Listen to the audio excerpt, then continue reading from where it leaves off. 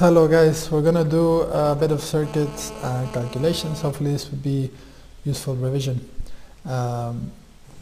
Let's start with the two main laws that we use to solve these kinds of questions.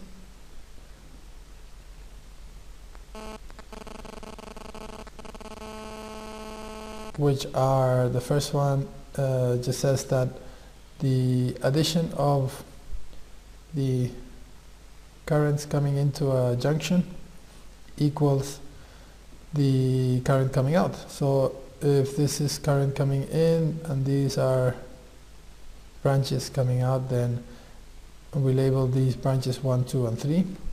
Then Kirchhoff's first law basically says that I is equal to I1 plus I2 plus I3, and more branches, these would be more.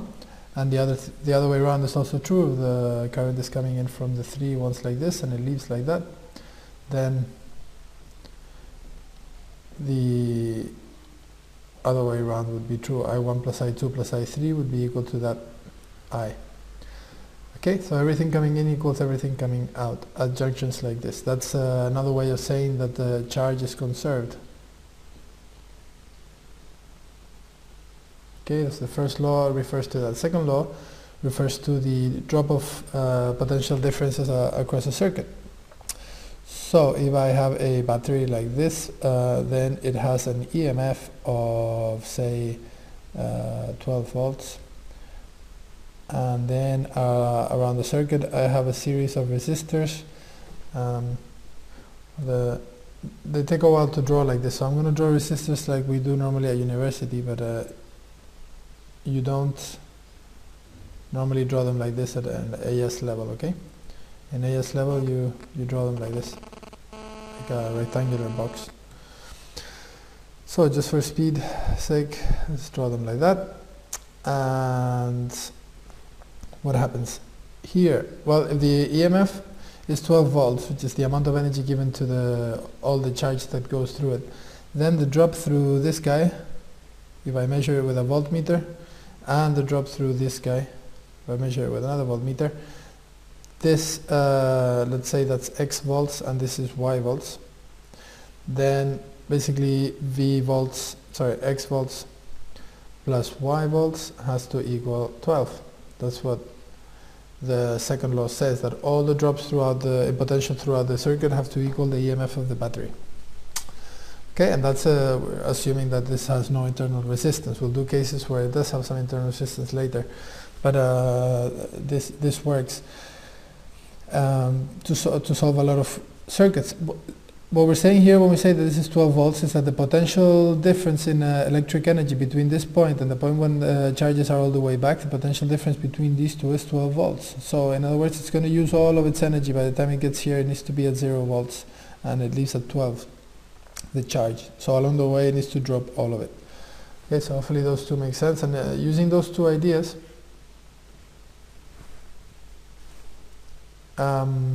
especially the second one, we should know that if you have a parallel circuit like this,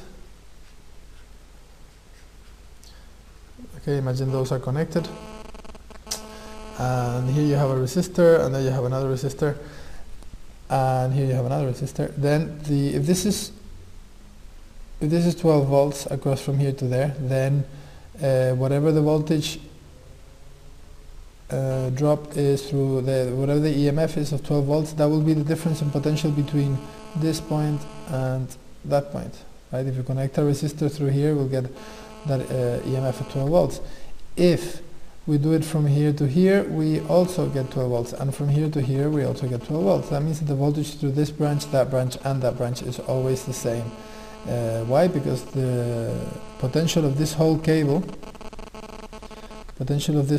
here in orange is the same potential. There's no drop through it because there are no resistors or anything in the way, so it's all at the same potential.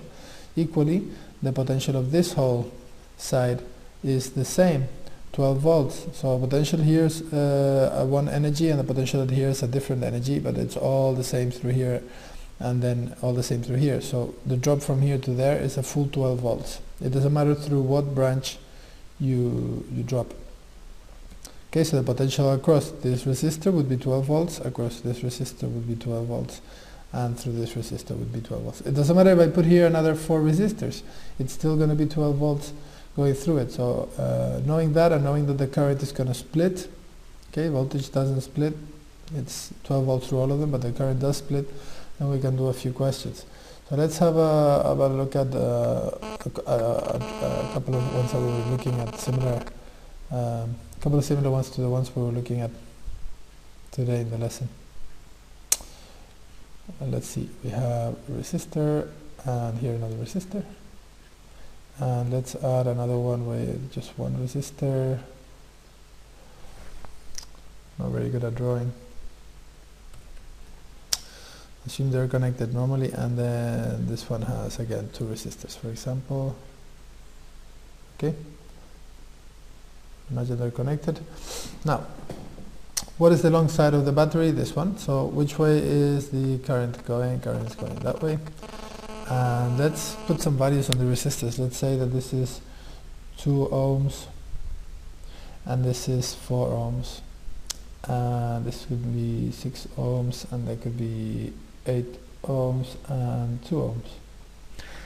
Okay, and this current is a total of current I, and that has an EMF of 10 volts for the battery.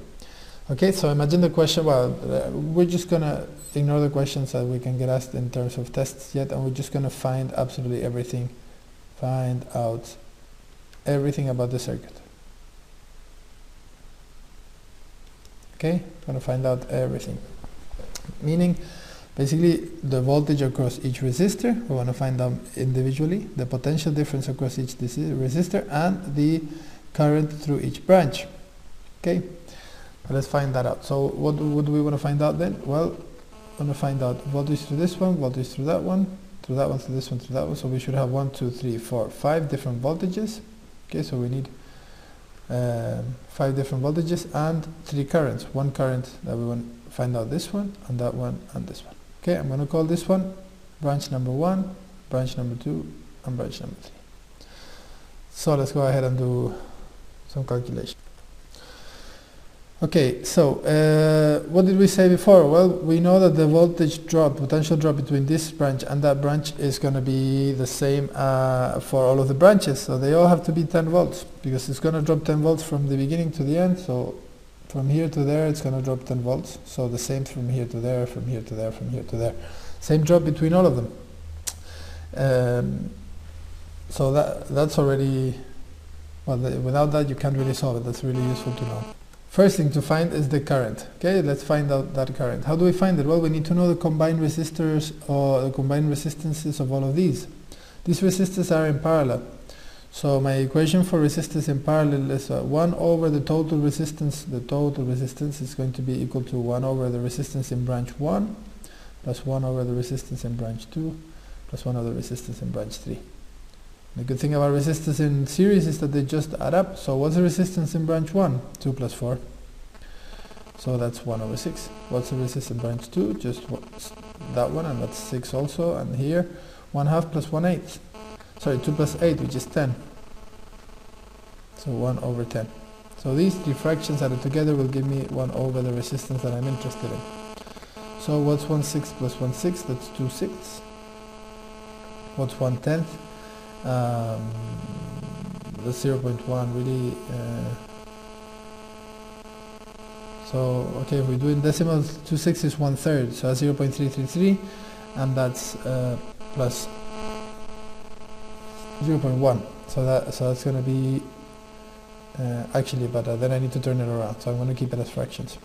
So that's the same thing as 1/3 plus 1 over 10, and the common factor between those two is 30. So this by 10, then that's 10 at the top. To get 30 here, you multiply by 3, so you have to multiply the top also by 3. So the answer is then here 13 over 30. And that's 1 over r, so I want the reciprocal of that, which is then r equals 30 over 13 ohms. What's that we just calculated? This is the resistance of the whole of the circuit. of all of those guys. So I can now use normal Ohm's law to find the total current I. V divided by R, and the potential, the EMF for the whole circuit is 10 volts. So I can use here 10 volts divided by the total resistance, which is 30 over 13.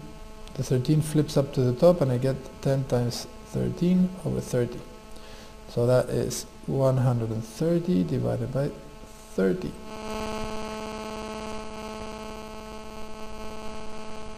We can divide them both by 10 and we get an answer of 13 over 3. And this is the number, the amount of amps going through the whole circuit. So now we've just found out I. We got that guy, and now we need to divide it into 3 branches.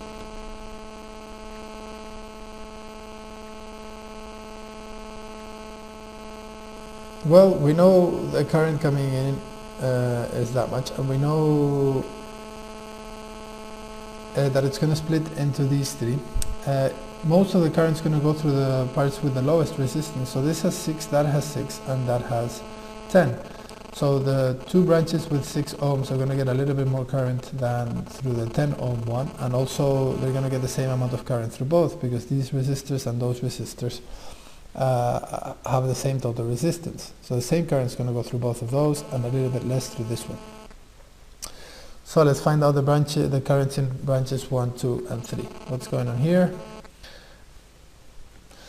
The ideal would be to find out the 3 and then add them together and see if we get the same thing for the I. So let's do the branch 1. What's going on in branch 1? Well, there's a resistor of 2 ohms and a resistor of 6 ohms.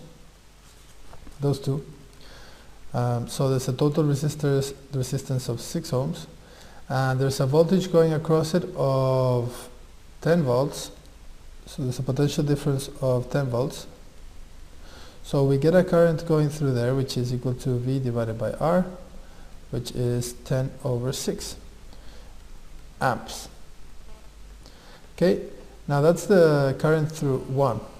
We said that this has the same resistance, so the same current is going to go through that one. So I2 should also be 10 over 6 amps. Well, let's simplify this, otherwise it's going to look a bit untidy. This is 5 over 3 amps. It's a bit neater. And now we're missing I3. So let's find I3. Well, the same voltage of 10 goes through 8 and 2. So there's a total resistance of 10. So now it's 10 divided by 10. Sorry, 8 and 2, yeah, 10 ohms. So 10 divided by 10, which equals 1 amp. In other words, if I add these 3 currents, which I've just calculated for the 3 branches individually, I could have done these straight away, really, straight into those. But I just wanted to compare those with the total current and see if I got the same. So let's see what happens here. If we add them, we get 5 over 3 times 2 plus 1. So that is the same thing as 10 over 3 plus 1. 10 over 3 plus 1. And 1 is the same thing as 3 over 3, right? So this is 13 over 3 amps, the total of the 3 individual branches. And we compare it with this, 13 over 3 amps, so good. That means that we've done the calculations correctly, and we're very sure that these are the currents going through each branch individually. Alright, I'm running out of time in this video, but in the next video I'll calculate the voltage through each of the resistors, and that should hopefully be quite easy. Well, actually, I've got a minute left. I'm going to try to do it within the minute and see if we can do that. So, what's the voltage through each branch? Well, we know the current through this one. We know the current already. So the voltage would be V is equal to IR. The current through both of them is the same because it's a series circuit, right? So that voltage through the resistor, the second resistor, is equal to IR, where the current is the one going through that particular branch, which is 5 over 3. And the resistor is for that particular resistor, which is just 2. So that's just 10 over 3 volts is what that guy would read here, this voltage meter. This one is the same but with 4, so it would be 4 times 5 over 3. So that would be 20 over 3 volts for the second guy. So the voltage of the 4 ohm resistor. 20 over 3 plus 10 over 3 is 30 over 3, which is 10 volts, right? So if you add these two voltages together, which is just 10 volts across the whole thing, so it makes sense that if you add this one and that one, you'd get it for the whole branch. Okay, the same thing you can do it for the others. For this one, you're just going to get 10 straight away, and if you want to check that, 6 times the second branch, which is 5 over 3, 6 times 5 is 30, divided by 3 is 10. So you're going to get 10 ohms through that one also. Makes sense because it's the whole thing. And this one, you'll get 8 times the current plus 2 times the current.